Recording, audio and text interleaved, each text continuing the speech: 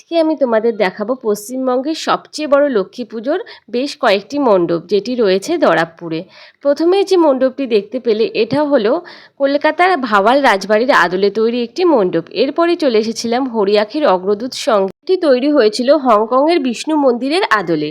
এরপরে চলে আসলাম উজ্জ্বল সঙ্গে, এখানে তৈরি হয়েছিল হংসরাজ মন্দির। আর এই মণ্ডপটি ছিল অপরূপ কারুকার্য সমৃদ্ধ।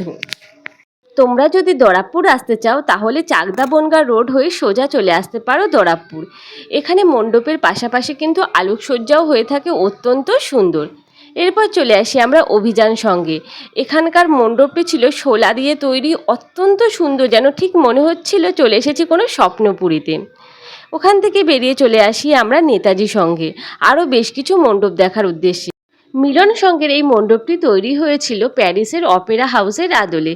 তাহলে কে কে তোমরা দরাবপুরে আসছো লক্ষ্মী পুজো দেখতে সেটা জানিও।